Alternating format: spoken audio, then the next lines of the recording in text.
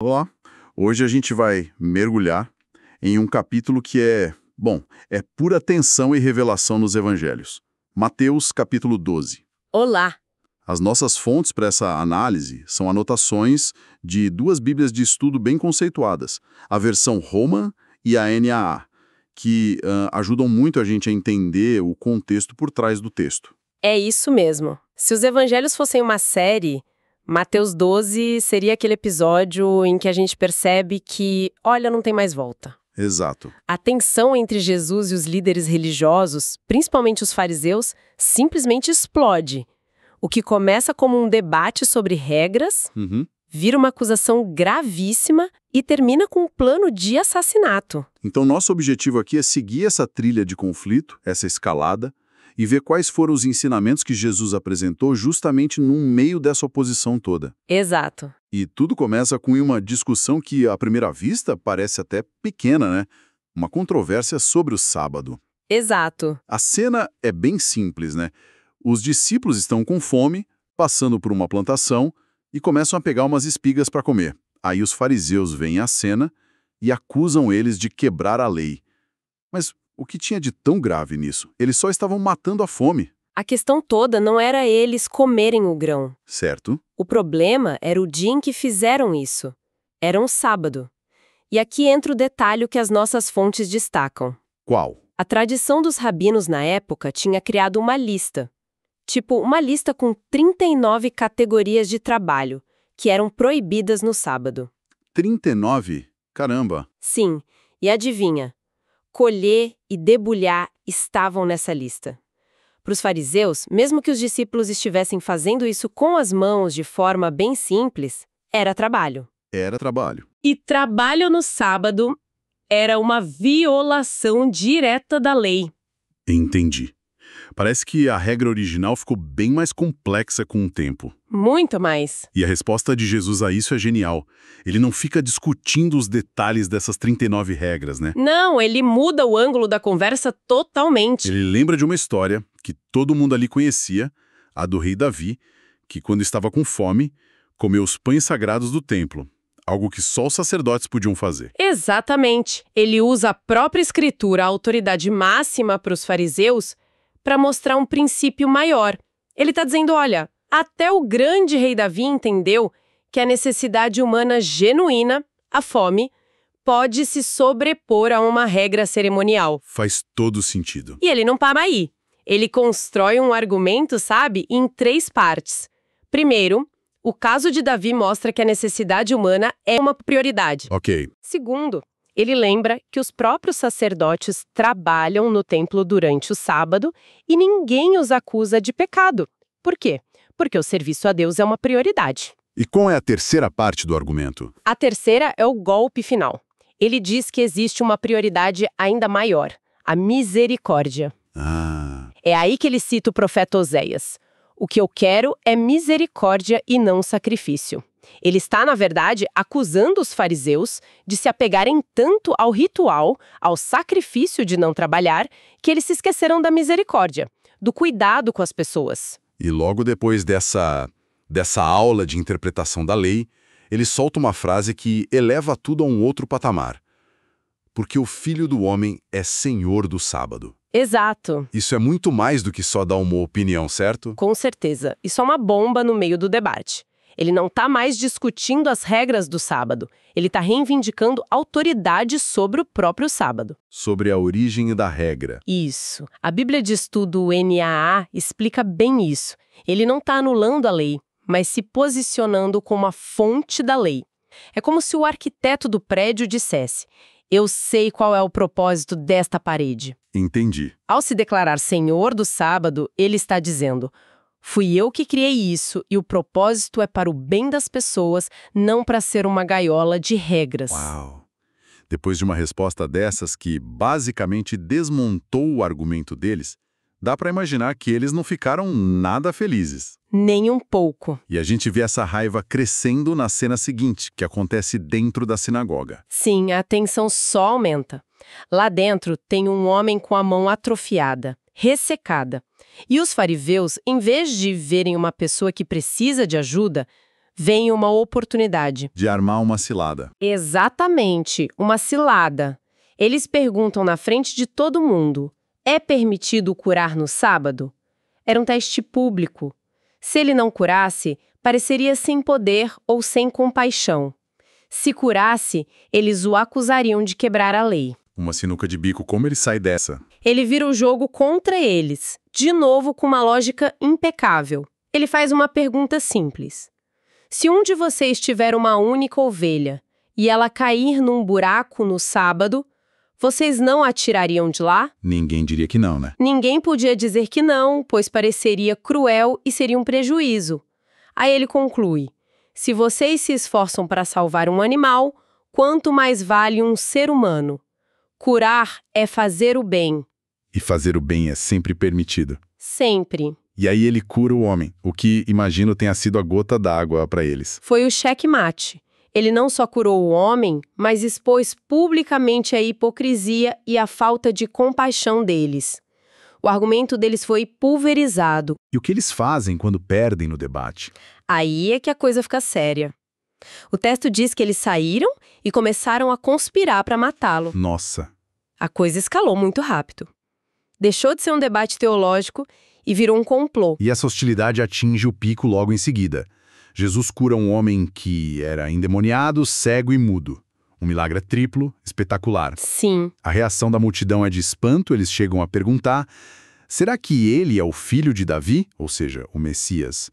Mas os fariseus vêm com a acusação mais pesada possível. Sim, eles dizem que Jesus expulsa demônios por Beelzebu, o príncipe dos demônios. Para a gente entender o peso disso, as fontes mostram que Beelzebu era um nome para Satanás. Então eles não estavam só xingando Jesus. De forma alguma. A acusação era de feitiçaria. Eles estavam dizendo que o poder de Jesus não vinha de Deus, mas do diabo. Que toda aquela bondade e cura era, na verdade, uma obra do inferno. É uma acusação muito séria. E a resposta de Jesus é, de novo, pura lógica. Quase como um professor mostrando o erro básico no raciocínio do aluno. Exato. Ele começa com o óbvio. Todo reino dividido contra si mesmo não sobrevive. Certo. Ele pergunta: se Satanás expulsa Satanás, o reino dele está dividido. Como vai durar? É um argumento irrefutável. Por que o diabo lutaria contra os próprios soldados? Não faz o menor sentido. Nenhum. Ele mostra que a acusação deles não tem lógica. Mas ele não para na lógica, ele vai além, né? Sim, ele vira o argumento deles de cabeça para baixo. Ele diz: mas, se é pelo Espírito de Deus que eu expulso os demônios, então o reino de Deus chegou até vocês. Ou seja, ele está afirmando a origem divina do poder dele. Exato. Ele está dizendo que seus milagres não são só atos de poder, são a prova de que algo novo e divino está acontecendo. E aí ele usa uma metáfora muito forte. Ninguém consegue entrar na casa de um homem forte e roubar suas coisas sem primeiro amarrar o tal homem forte. Sendo o homem forte, o Satanás, no caso. Exatamente. Ele está dizendo: meus exorcismos são a prova de que eu já amarrei o homem forte. Eu sou mais poderoso que o mal e estou desfazendo o trabalho dele, libertando as pessoas que ele mantinha cativas. É uma declaração de vitória, então. Uma declaração de vitória sobre as forças do mal. E é nesse contexto todo de acusação e defesa que ele fala sobre um dos temas mais difíceis e debatidos do Novo Testamento, a blasfêmia contra o Espírito Santo. O único pecado que, segundo ele, não tem perdão. O que as fontes nos ajudam a entender sobre o que isso realmente significa? Porque, bom, assusta um pouco. Sim, é um tema que gera muita angústia. Mas as duas Bíblias de estudo que usamos como fonte ajudam a clarear. Elas concordam que não se trata de uma palavra dita no momento de raiva ou uma dúvida sobre a fé. Certo. A blasfêmia, nesse contexto, é algo muito específico. É o que os fariseus estavam fazendo naquele exato momento. Ali na hora. Sim. Eles viam a obra clara, boa e divina do Espírito Santo através de Jesus e, de forma deliberada e consciente, atribuíam essa obra ao diabo. Ah, então não é um deslize, é uma decisão consciente. Exatamente. A NA complementa dizendo que é uma rejeição persistente e maliciosa da verdade. É olhar para a luz, saber que é a luz e, por pura teimosia e dureza de coração, insistir em chamá-la de escuridão. Entendi. É um estado de recusa tão profundo que a pessoa se fecha completamente para o perdão. Não é que Deus não queira perdoar, é a pessoa que se recusa a admitir que precisa de perdão, porque ela chama o bem de mal. Faz muito mais sentido nesse contexto. E o mais irônico é que, mesmo depois de presenciarem tudo isso, alguns deles ainda têm a coragem de pedir a Jesus um sinal. É o cúmulo. Como se tudo o que ele fez até ali não fosse suficiente. É o cúmulo da cegueira espiritual. Eles pedem um sinal do céu, algo grandioso, talvez. E a resposta de Jesus é dura. Eles o chamam de geração má e adúltera, adúltera no sentido de infiel a Deus, e diz que o único sinal que receberão é o sinal do profeta Jonas. E o que é esse sinal? Tem um significado escondido aí, né? Tem um duplo significado e é fascinante. O primeiro é mais direto. Assim como Jonas pregou para os ninivitas, um povo pagão, e eles se arrependeram, Certo. Jesus está pregando para a sua geração. E ele diz que no dia do juízo, os ninivitas vão condenar aquela geração, porque eles, os pagãos, se arrependeram com a pregação de um simples profeta, enquanto o povo de Jesus se recusava a ouvir alguém maior do que Jonas. É uma crítica bem direta. E o segundo significado? O segundo é uma profecia, e aqui a coisa fica ainda mais séria. Ele diz: assim como Jonas esteve 3 dias e 3 noites no ventre do grande peixe, assim o Filho do Homem estará 3 dias e 3 noites no coração da terra. Peraí, ele está basicamente prevendo a própria morte e ressurreição na frente das pessoas que querem matá-lo? É exatamente isso. A nota da Bíblia Roman destaca que essa é uma das primeiras e mais claras profecias da ressurreição em todo o Evangelho de Mateus. Uau! O grande sinal que eles pediam não seria um truque de mágica. Seria o evento central da história. Sua morte e, principalmente, sua ressurreição ao 3º dia. Ele estava dando a eles o mapa do que iria acontecer. Mas eles não tinham olhos para ver. Exato. A ousadia é impressionante. Ele está transformando o pedido cínico deles em uma revelação sobre sua própria missão. O capítulo está quase no fim, e a gente entra numa cena que parece bem mais pessoal, quase íntima. A mãe e os irmãos de Jesus aparecem querendo falar com ele, enquanto ele ensina a multidão. Sim. E à primeira vista, a reação deles soa um pouco estranha, talvez até um pouco fria. Sim, é uma cena que pode causar um certo desconforto. Alguém avisa: sua mãe e seus irmãos estão lá fora, querendo falar com você. E em vez de parar tudo e atendê-los, ele estende a mão para os seus discípulos e diz algo como: olha aqui a minha mãe e os meus irmãos. Porque todo aquele que faz a vontade do meu Pai que está nos céus, esse é meu irmão, minha irmã e minha mãe. Isso parece muito radical. Ele está rejeitando a família dele. Não é bem uma rejeição, mas uma redefinição. É um dos ensinamentos mais radicais dele sobre identidade. Uma redefinição. Isso. A Bíblia de Estudo NAA explica que ele está estabelecendo uma nova família, uma família espiritual.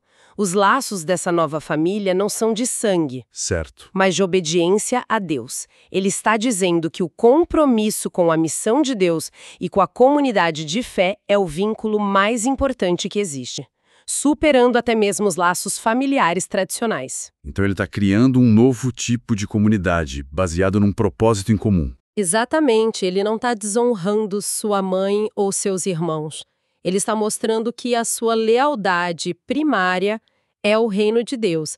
E ele convida todos a fazerem parte dessa nova família, onde o que une as pessoas é a fé e a busca por fazer a vontade de Deus. É uma ideia revolucionária para a época. E continua sendo até hoje. Fazendo um balanço, então, Mateus 12 é um verdadeiro campo de batalha.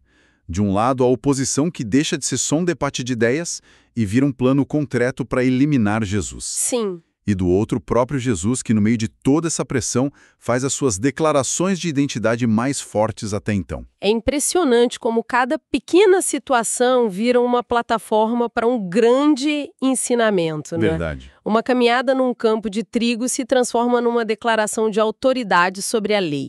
A cura de um homem leva a uma discussão sobre a natureza do bem e do mal e sobre o perdão. E a chegada da família? E a chegada da família dele vira uma aula sobre o que realmente significa pertencer a algo. Nada desperdiçado. Ele usa cada confronto não só para se defender, mas para revelar mais sobre quem ele é e qual é a sua missão. O Senhor do Sábado, aquele que é mais forte que o mal, e o ponto central de uma nova família espiritual. E o que fica claro é que a neutralidade se torna impossível. Diante dessas declarações e ações, as pessoas são forçadas a tomar uma posição. Ou elas se maravilham, como a multidão, ou endurecem o coração, como os fariseus. Ele força uma decisão. Para a gente encerrar, fica aqui uma provocação para pensar.